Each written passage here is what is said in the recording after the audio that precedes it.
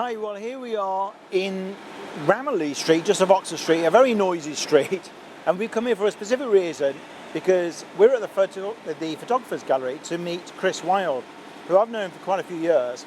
He runs a blog that is enormously successful, and I've known him since right at the beginning of his journey, where he had to choose which of many ideas he had. He's a real scanner, loads of ideas, loads of interests, and he managed to choose something that has ended up making him a full-time living and getting him into the papers and leading to all sorts of exciting opportunities, including an upcoming book launch, which is going to be here in the Photographers Gallery too.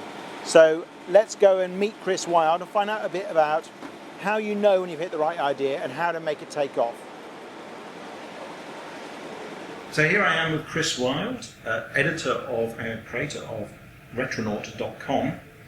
And there's so many things I want to ask you, Chris. I love your site. But first of all, let's find out about how you first came up with the idea. Because right now, a lot of people are probably thinking, how do I know out of all the ideas I've got, which one is the good one to go with? And when I first met you, you had loads of ideas.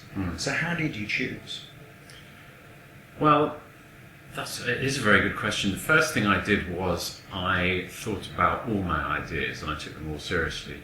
And what I used to do at that time was make a mock-up poster for each of my ideas, or an advert for that idea. I would do this in PowerPoint. I really enjoyed doing it, and it helped to make the ideas more real to me and to capture what I liked about it. What was it that made you go for Retronaut in the end?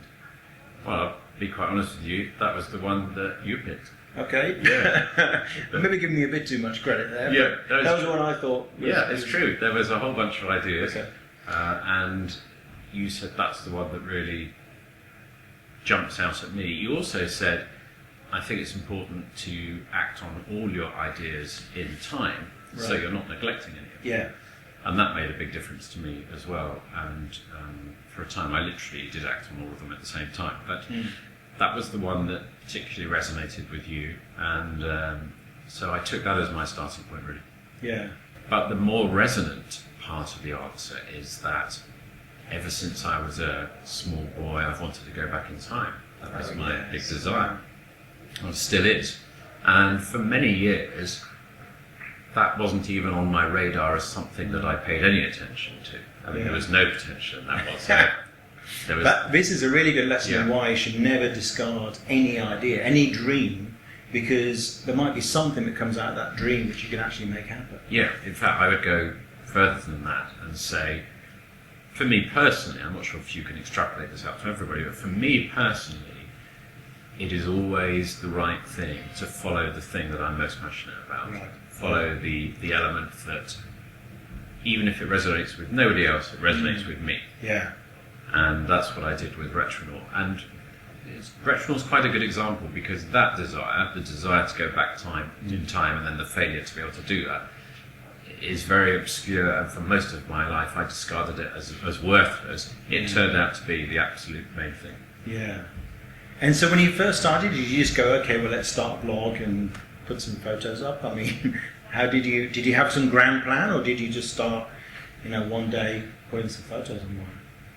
I think I did have some grand plans which didn't work out, but in the background, a friend of mine had said to me, because I started to collect all these different pictures up, not just old pictures, these were pictures that, as I describe it, showed me not the past, they showed me now. They look like now, but a different version of now.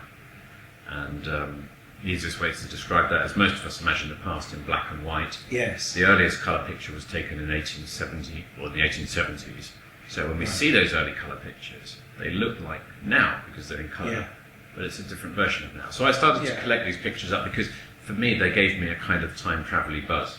I remember you saying you were in the pub showing some of these photos to a friend, and they went, put these online, do something with these, is that right? Yeah, I was in a cafe and he said, you should start a blog.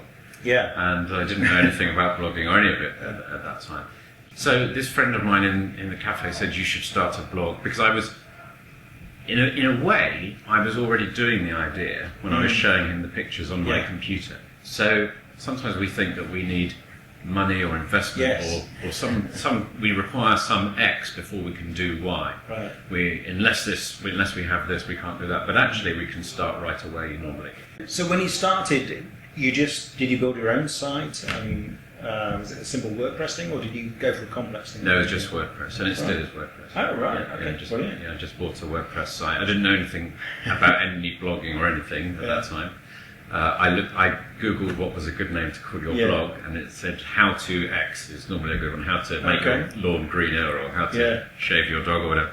And I'd come up with this word Retronaut. I didn't come up with it, but I thought, what would be a cool way of saying going back in time? So I had Retronaut. So I originally called it "How to Be a Retronaut." It was called that for a number of years.